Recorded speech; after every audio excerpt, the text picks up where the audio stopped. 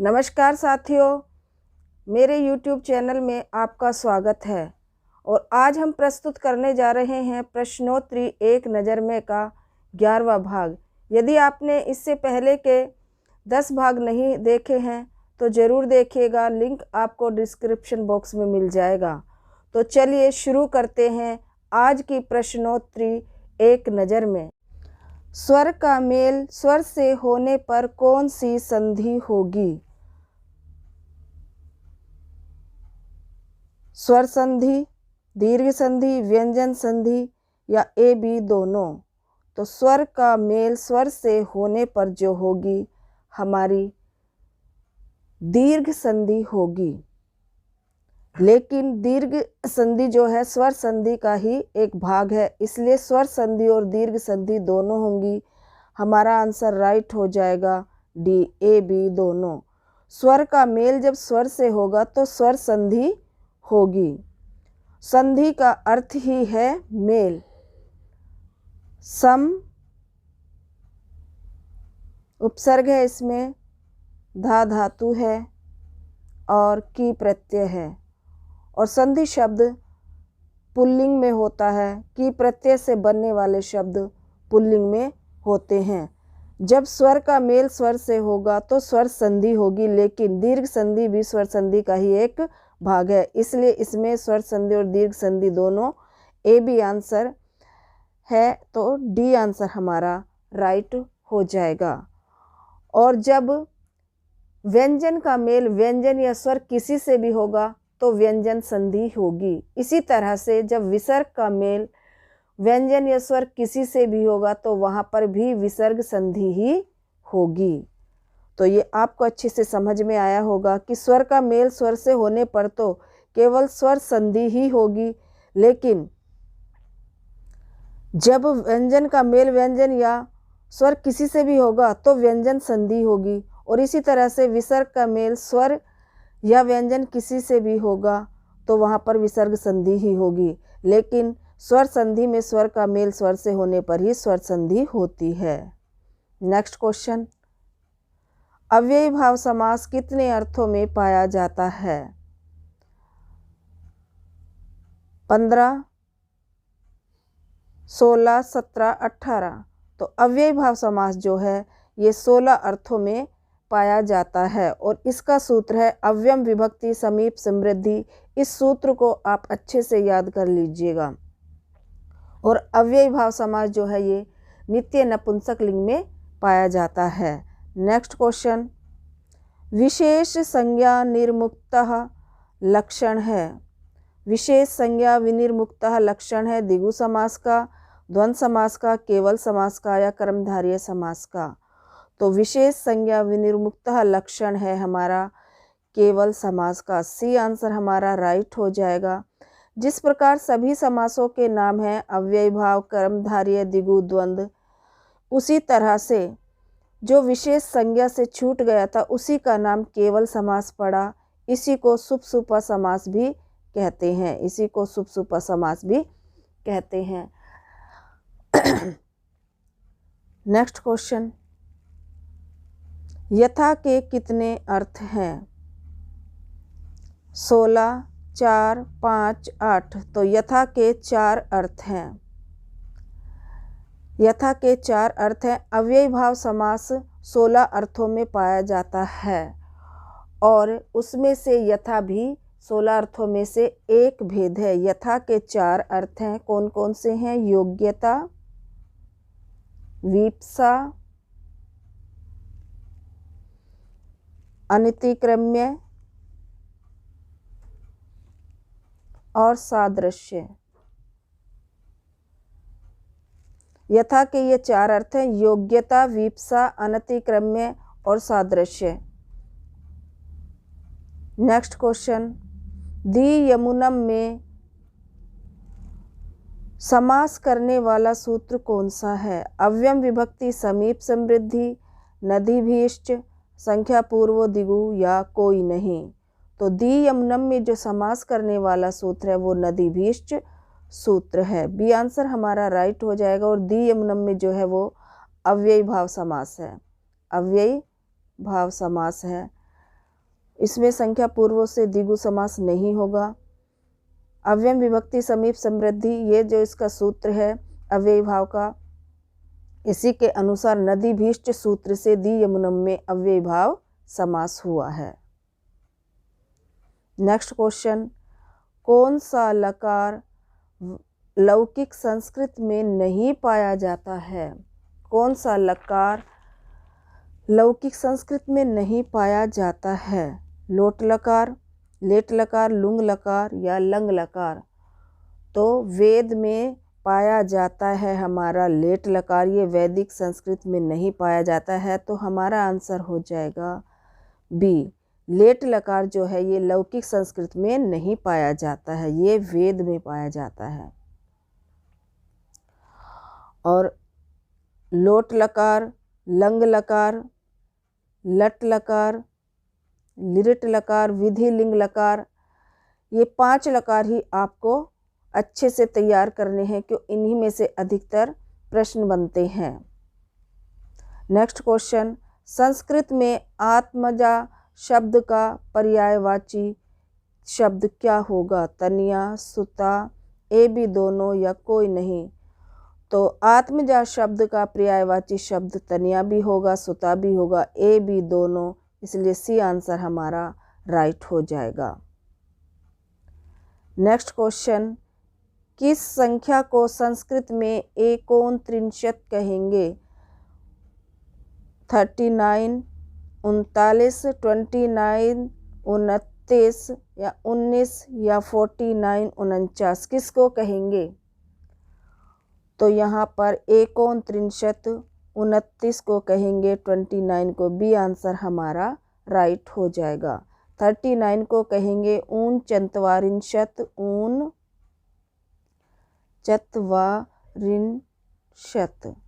अर्थात 40 में 1 कम। इसी प्रकार से 19 को कहेंगे ऊनविंशति, ऊनविंशति, 20 में 1 कम। और 49 को कहेंगे ऊनपंचाशत, ऊनपंचाशत।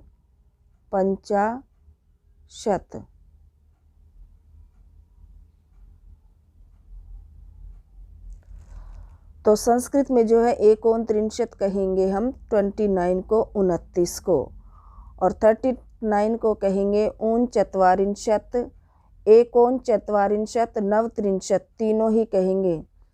और इसी प्रकार से ऊनविंशति, नवविंशः हम 19 को कहेंगे, और 49 को कहेंगे ऊनपंचाशत, एकोनपंचाशत, इस तरह से हमारा जो है ये जिसमें भी हमारी 9 संख्या बाद में आएगी उसमें ऊन, एकोन ये शब्द आएंगे, क्योंकि इसका अर्थ होता है 1 कम। जैसे यहाँ पर 50 में 1 कम, 49 यानी कि 49, तो कहेंगे ऊनपंचाशत। तो संस्कृत में जो एकोनत्रिंशत कहेंगे वो है हमारा 29, बी आंसर हमारा राइट हो गया। नेक्स्ट क्वेश्चन, रविंद्रा में संधि बताइए। रविंद्रा में कौन सी संधि है? वृद्धि संधि, दीर्घ संधि, अयादि संधि या गुण संधि? तो रविंद्रा में हमारी दीर्घ संधि है और इसका संधि विच्छेद होगा रवि प्लस इंद्रः। और जब रवि के वा से हम ई निकालेंगे, इधर से हो गया रव ई प्लस इंद्रः, और इन दोनों ई को जब हम मिला देंगे तो हो जाएगा दीर्घ ई, और इसको मिला देंगे तो बन जाएगा रविंद्रः। तो रविंद्रा में हमारी दीर्घ संधि है, और दीर्घ संधि करने वाला सूत्र जो है अकः सवर्णे दीर्घः। नेक्स्ट क्वेश्चन, जलोघा का संधि विच्छेद कीजिए। जलोघा का संधि विच्छेद कीजिए। जल प्लस ओघा, जल प्लस औघा, जलो ओघा या कोई नहीं।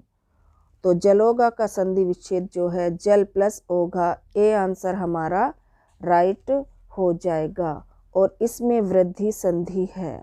जलोघा में वृद्धि संधि है और जलोघा बहुत ही इम्पोर्टेंट है क्योंकि कई बार एग्जाम में आ चुका है। इसी तरह से महौषधि में भी जो है वृद्धि संधि है और वृद्धि संधि करने वाला सूत्र है वृद्धि रेची। वृद्धि रेची।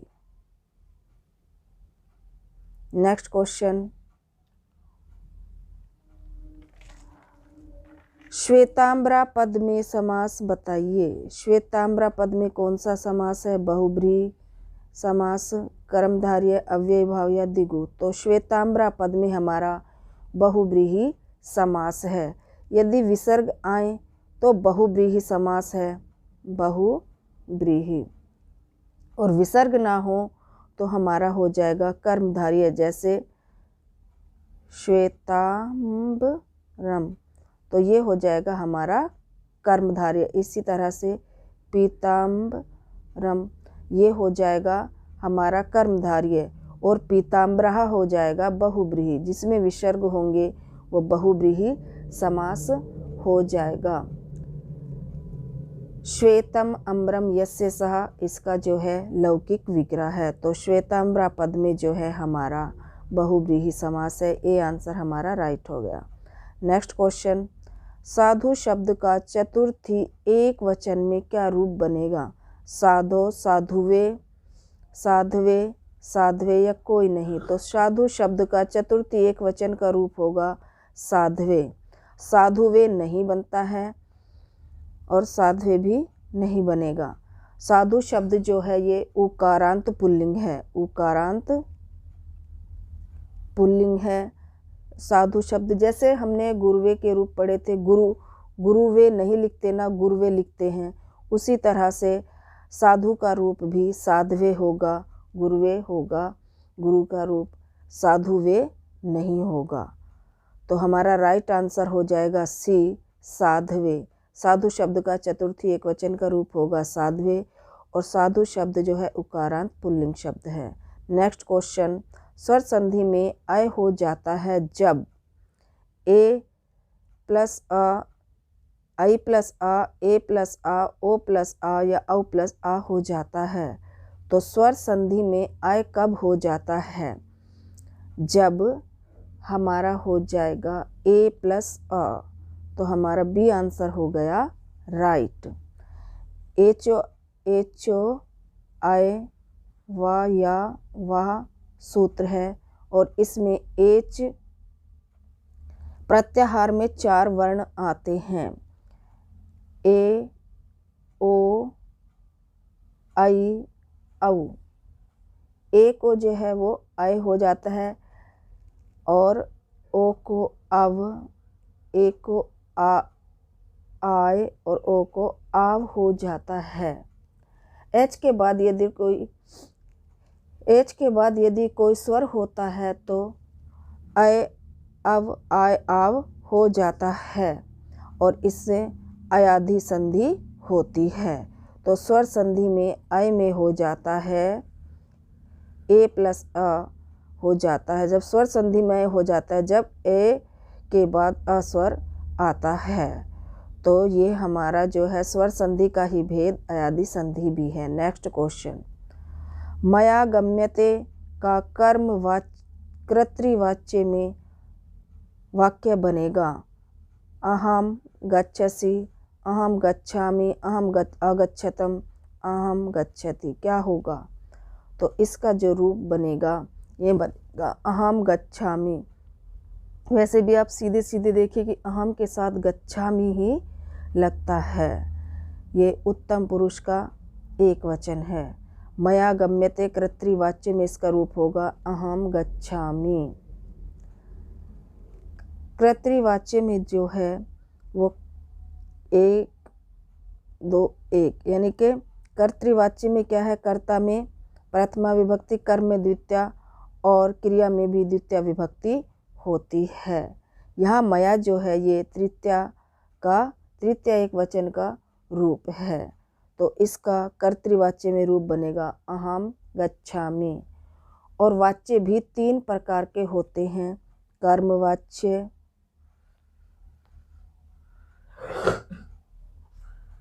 कर्तृवाच्य, भाववाच्य। कर्मवाच्य में जो है 311 लगती है, यानी कि कर्म में तृतीया, यानी कि कर्ता में तृतीया, कर्ता में तृतीया, कर्म में प्रथमा और क्रिया में भी प्रथमा। इसी तरह से कर्तृवाच्य में कर्ता में प्रथमा, कर्म में द्वितीया और क्रिया में प्रथमा व्यक्ति लगती है। भाववाच्य में कर्म नहीं होता है, इसलिए यहाँ तृतीया विभक्ति होती है और प्रथमा विभक्ति होती है क्रिया में, और कर्ता में तृतीया विभक्ति होती है। इस प्रकार से मया गम्यते का कृतिवाच्य में रूप बनेगा अहम गच्छामि। तो बी आंसर हमारा हो जाएगा राइट। नेक्स्ट क्वेश्चन, हितम मनोहारी च दुर्लभम वचा कहाँ की सूक्ति है? किरातार्जुनीयम की, मेघदूतम की, शिशुपाल वद्धम की या नैषधीय चरितम की?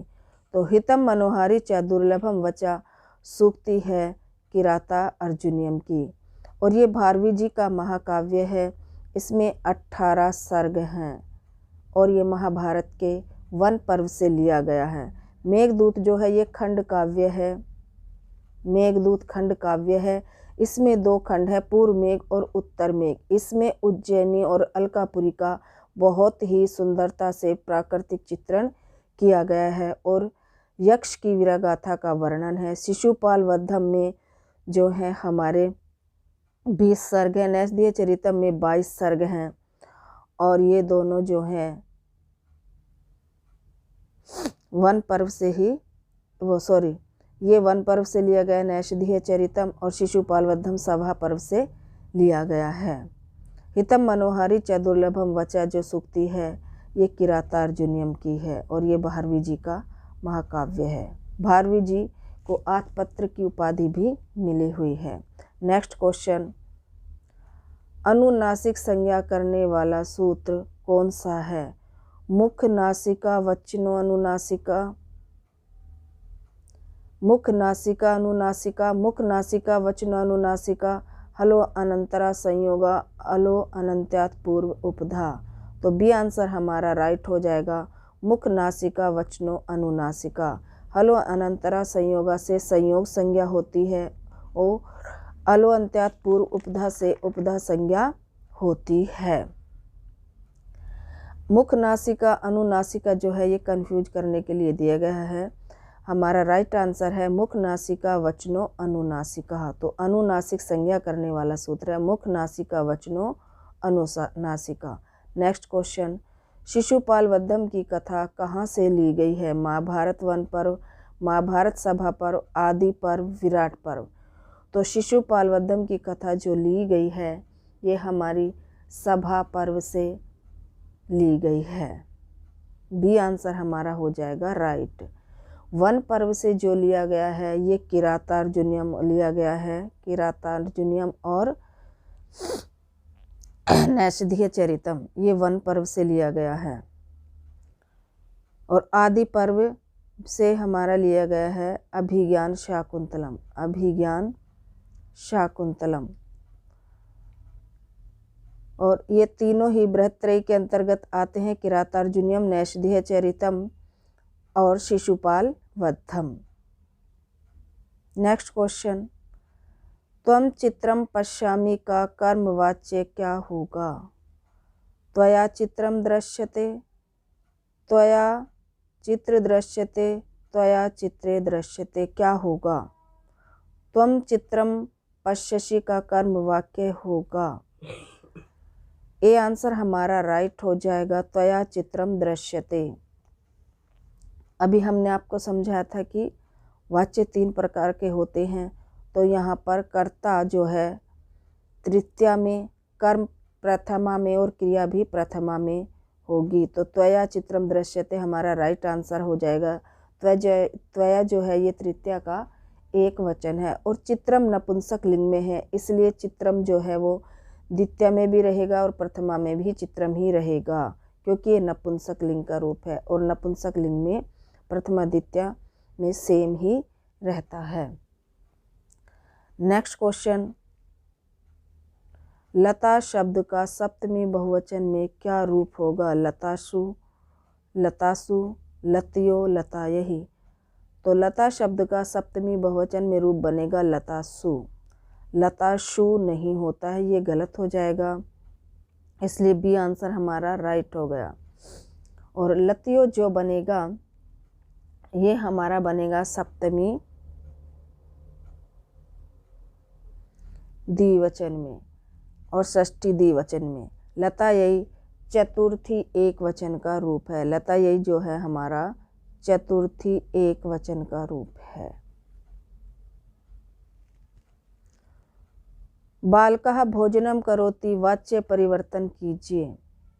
बालकेन भोजनम क्रियते, बालकेन भोजनम कृतम, बालकाय भोजनम कृतम, बालकाय भोजनम करोति। तो हमारा राइट आंसर हो जाएगा बालकेन भोजनम क्रियते। ए आंसर हमारा राइट हो जाएगा। हलंत नहीं होता है, इसलिए बी आंसर भी गलत। बालकाय भोजनम ये भी गलत और बालकाय भोजनम करोति ये भी गलत। बालका भोजनम करोति, बालकेन भोजनम क्रियते, ए आंसर हमारा राइट हो जाएगा। नेक्स्ट क्वेश्चन, संयुक्त स्वर है, इनमें से संयुक्त स्वर कौन सा है? उ, आ, ए, लिरी। तो हमारा ए स्वर जो है ये संयुक्त स्वर है, क्योंकि ये अ प्लस ई से मिलकर बनता है ए, इसलिए ये हमारा संयुक्त स्वर है। और संयुक्त स्वर हमारे 4 हैं। कौन कौन से हैं? ए, ओ, आई, औ, ये चारों हमारे संयुक्त स्वर हैं। तो हमारा राइट आंसर हो जाएगा सी। ए जो है ये संयुक्त स्वर है। लिरी जो है हमारा दीर्घ स्वर है, ये तो लिरी जो है हमारा ह्रस्व स्वर है, इसका कभी दीर्घ होता ही नहीं है। लिरी का तो कभी दीर्घ होता ही नहीं है। लिरी जो है सदैव ह्रस्व स्वर है। नेक्स्ट क्वेश्चन, आगत्य में प्रत्यय बताइए। कत्वा, ल्यप, क्षत्रियता प्रत्यय। तो आगत्य में हमारा जो है ल्यप प्रत्यय है और बी आंसर हमारा राइट हो गया। ल्यप में या शेष बचता है। त्वा प्रत्यय में त्वा शेष बचता है और क्षत्रि में आन शेष बचता है और क्ता में ता शेष बचता है, इसलिए आगत्य में हमारा ल्यप प्रत्यय है। नेक्स्ट क्वेश्चन, पठिता में प्रत्यय है।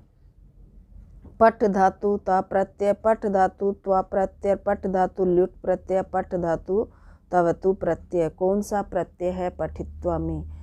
तो पठिता में हमारा ता प्रत्यय है। ए आंसर हमारा राइट हो जाएगा। पठिता में ता शेष बचता है और इससे बनता है पठिता, और त्वा में त्वा शेष बनता है पठित्वा। ल्युट में जो है पठनम बनेगा, पठनम, इसमें नम शेष होता है और इसमें पठ तवतु में बनेगा हमारा पठित्वाम, पठित्वते। तो पठिता में प्रत्यय है ता प्रत्यय, आंसर हमारा राइट हो जाएगा। संधि करने वाला वर्ण कौन सा है? तो इसमें आपको संध्यंत वर्ण बताना है कौन सा है। लिरी, उ, ई, औ। तो औ जो है हमारा संधि करने वाला वर्ण है। ए प्लस उ को मिलाकर ओ बनता है, तो ये हमारा संधि करने वाला वर्ण है। यदि क्वेश्चन आए संध्यंत वर्ण कौन सा है, तो संध्यंत वर्ण हमारा ओ है।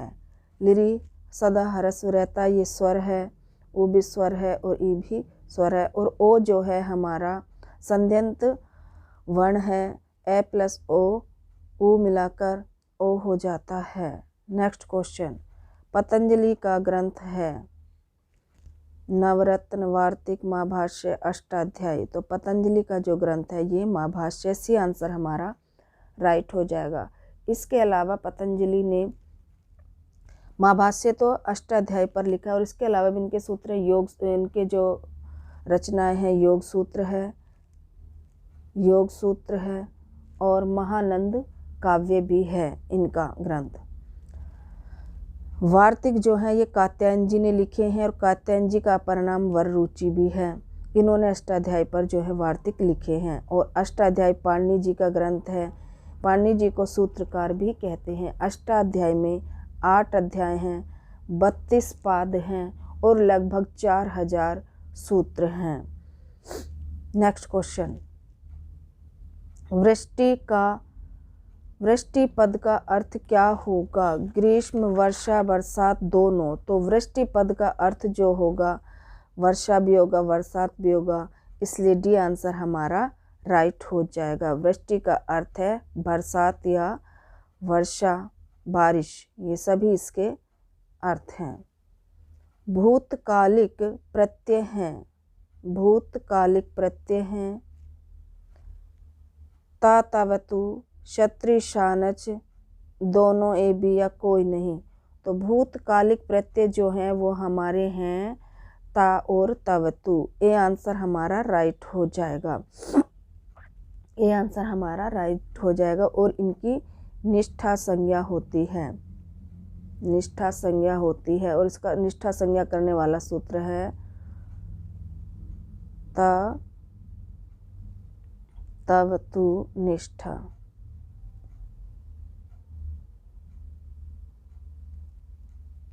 ता, तवतु, निष्ठा। और ये जो हैं भूतकालिक प्रत्यय होते हैं ता, तवतु।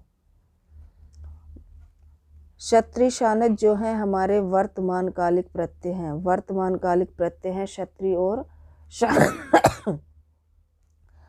क्षत्रि प्रत्यय जो है ये परस्मैपदी पद में लगता है और शानच प्रत्यय आत्मनेपदी धातुओं में लगता है। क्षत्रि और शानच की सत संज्ञा होती है और इसका सूत्र है तौ, सत।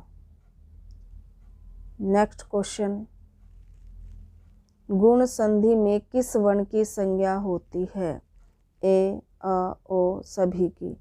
गुण संधि में किस वर्ण की संज्ञा होती है? तो सभी की होती है। अ, ए, ओ ये तीनों ही गुण संज्ञक वर्ण हैं, ये तीनों ही गुण संज्ञक वर्ण हैं। अदेंग गुणा जो है ये गुण संज्ञा करने वाला सूत्र है। अदेंग गुणा गुण संज्ञा करने वाला सूत्र है। और आद गुणा गुण संधि करने वाला सूत्र है। गुण संधि में अब देखो क्वेश्चन किस तरीके से घुमा के पूछा है, गुण संधि में किस वर्ण की संज्ञा होती है? तो ये तीनों ही गुण संज्ञक वर्ण है और गुण संधि में इन्हीं की संज्ञा होती है। ए, अ, ओ इन तीनों वर्णों की गुण संज्ञा होती है। नेक्स्ट क्वेश्चन, सर्व शब्द का पंचमी एक वचन का रूप होगा। तो सर्व नाम है, पंचमी एक वचन में क्या रूप होगा? सर्वे, सर्वम, सर्वस्मात्, सर्वस्मिन्। तो पंचमी एक वचन में इसका बनेगा सर्वस्मात् रूप। और इसके रूप कैसे चलेंगे? सर्वः, सर्वम, सर्वेण, सर्वेण, सर्वस्मै, सर्वस्मात्, सर्वस्य और सर्वस्मिन्। इसका जो है संबोधन नहीं होता है। नेक्स्ट क्वेश्चन, अद्यापि में संधि विच्छेद कीजिए। अद्य धन अपि, अद्याधन अपि, अधधन अपि या कोई नहीं। तो हमारा राइट आंसर हो जाएगा ए, अद्यधन अपि। अद्यापि में संधि विच्छेद है, अद्याधन अपि। ए आंसर हमारा राइट हो जाएगा। और इसमें दीर्घ संधि है, इसमें दीर्घ संधि है। अकह सवर्णे दीर्घा सूत्र से। तो मित्रों ये थी हमारी आज की प्रश्नोत्तरी। आपको कैसी लगी कमेंट बॉक्स में ज़रूर बताइएगा। इसमें हम आपके लिए लेकर आ रहे हैं कुछ चुनिंदा प्रश्नों को जो या तो पिछले पेपर्स में आ चुके हैं या आने की संभावना है। तो लाइक शेयर ज़रूर कीजिएगा और बेल आइकन को भी प्रेस कर दीजिएगा ताकि आने वाली वीडियोस की नोटिफिकेशन आपको मिलती रहे। और आप टेंशन बिल्कुल मत लीजिए, आपका पेपर होकर ही रहेगा। आप जो है तैयारी करते रहिए ये सोच के कि मानो हमारा पेपर कल ही है। तो थैंक्स फॉर वॉचिंग, मिलते हैं नेक्स्ट वीडियो में।